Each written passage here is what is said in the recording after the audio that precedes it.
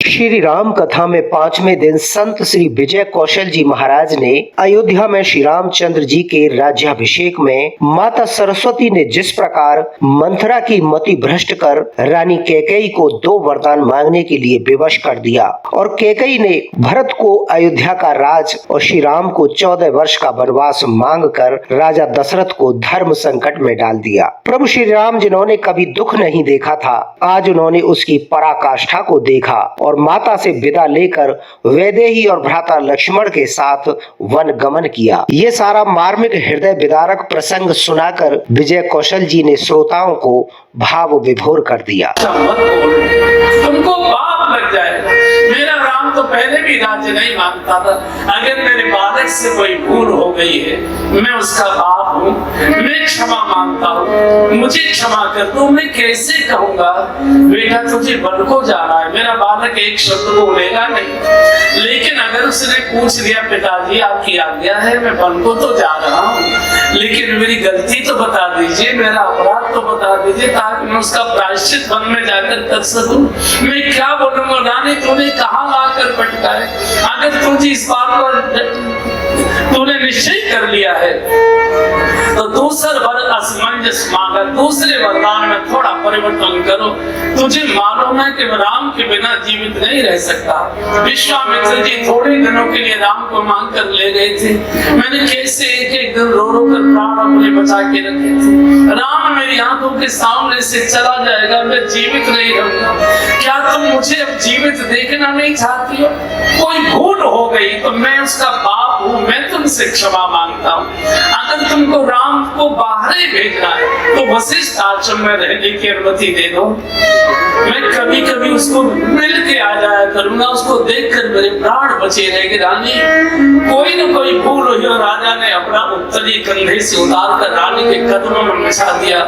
रानी कैकेयी ये गरीब राजा, बूढ़ा राजा सीता धाम में कथा सुनने आए श्रद्धालुओं की प्रसंग सुन आंखें नम हो गईं, क्योंकि स्वयं भगवान ने धर्म की रक्षा के लिए माता पिता और अवध के सिंहासन का त्याग कर दिया। ऐसे भक्त वत्सल और मर्यादा पुरुषोत्तम प्रभु सनातन की सीख देते हैं कि हमेशा धर्म और सत्य के पथ पर चलो।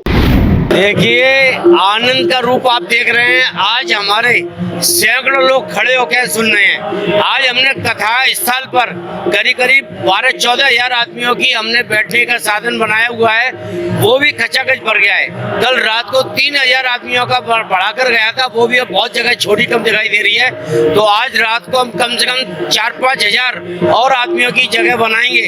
तो इस समय इतनी भीड़ है कि इसको कंट्रोल करना बड़ा कर्रा काम है। पूरा हमको पुलिस की मदद से सब तरह का सहयोग मिल रहा है और आगरा में जितने भी हमारे श्रद्धालु सुनने वाले हैं वो बड़े धैर्य पूर्वक से कथा को महाराज जी को सुन रहे हैं। और परम पूज्य संत जी का तो इतना ये रहता है, ललायत रहते हैं आगरा वाले की कब महाराज जी आए और कब हम उनकी कथा सुन रहे हैं। तो मैं आगरा वालों को आपके चैनल के माध्यम से बोलना चाहता हूँ कि कथा में आइए।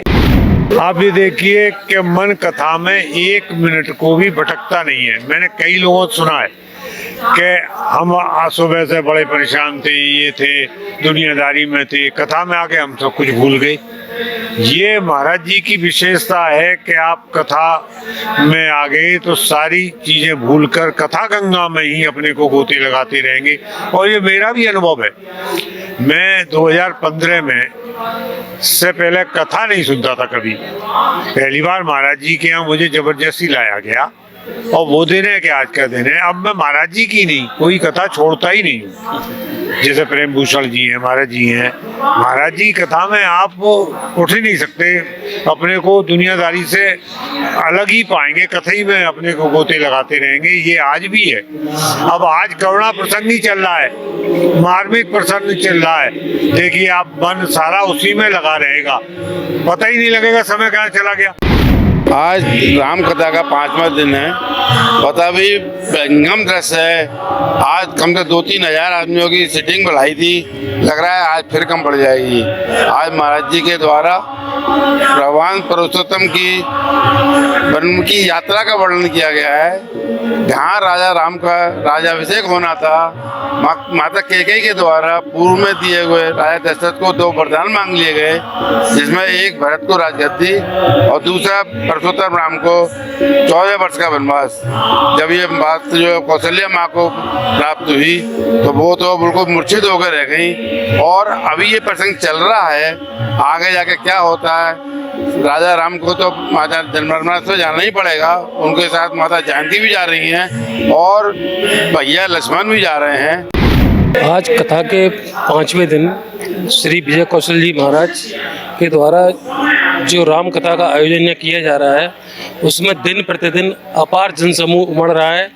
गुरुजी की कहने की जो पद्धति है वो इस तरीके से जैसे कि अपने साथ वो उस काल में ले जाते हैं जहाँ व्यक्ति अपने आप को उस खंड में पाता है।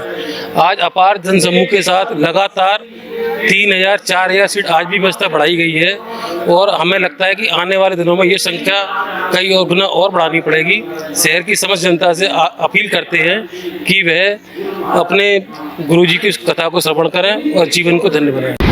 आप देख सकते हैं कितना आनंदमय माहौल हो रहा है और लोगों की भीड़ बढ़ती जा रही है, कुर्सियाँ जगह कम पड़ती जा रही है, बढ़ाए जा रहा है पंडाल। और सब गुरुजी बहुत अच्छी अच्छी बातें बता रहे हैं जिससे लोगों का बहुत इंटरेस्ट क्रिएट हो रहा है। गुरुजी ने जैसे बताया कि भारत की संस्कृति को हमें बचाना है, पश्चिमी ताकतें किस तरह से चाह रही हैं कि भारतीय संस्कृति का विनाश हो, तो उसे बचाना है। दूसरा, अहंकार से बचना है खुद को, और अगर जीवन में आगे बढ़ना है तो आत्मनिरीक्षण की बहुत जरूरत है। तो इस तरह से गुरुजी जो बहुत उपयोगी बातें बता रहे हैं और बहुत रस के साथ लोग उसको सुन रहे हैं, बहुत रस के साथ बता रहे हैं, बीच बीच में भजन हो रहे हैं, लोग बहुत लोगों को आनंद आ रहा है। तो इसी ये गतिविधि है। युवाओं को क्या संदेश देंगे?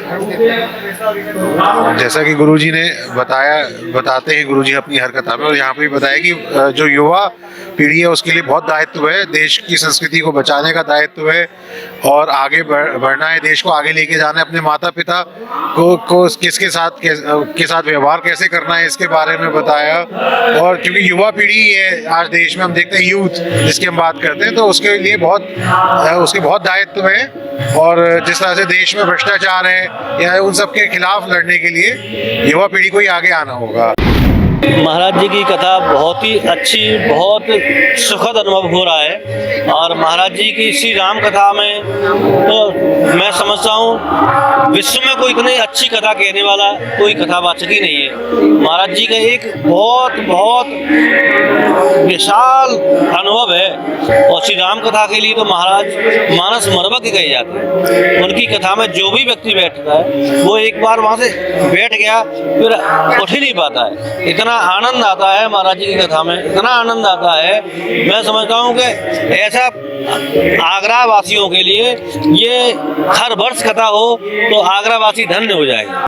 मैं ये कहूँगा ये कथा पूरे विश्व की समझिए या आगरा की क्या पूरे ब्रजमंडल की कथा है, जिसमें 15 तारीख से 22 तारीख तक राम कथा हो रही है। जिसमें आज का प्रसंग है राम का वनवास। राम के वनवास में बहुत अच्छा प्रसंग चल रहा है। माँ कैकेयी ने जो 2 वरदान मांगे उनमें एक के राम का वनवास ही मांगा है, जो कि बड़ी खुशी से भगवान राम ने ले लिया है। उससे काफ़ी उद्धार होगा और काफ़ी हमारे को मारे जाएंगे, राक्षस का वध होगा और वध होने के बाद ये राम राज्य की स्थापना हो जाएगी। हमारे कौशल जी महाराज, गुरु जी महाराज हैं, बहुत ही सुंदर कथा करते हैं। जितनी तारीफ की जाए उतना कम है। पंडाल की व्यवस्था बहुत सुंदर है।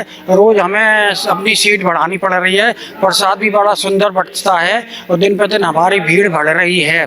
बहुत ही जितनी तारीफ की जाए कथा की उतनी कम है। 22 में हुई थी, अब 24 में हुई। बहुत ही आनंद है। इससे ज़्यादा आनंद कुछ हो नहीं सकता।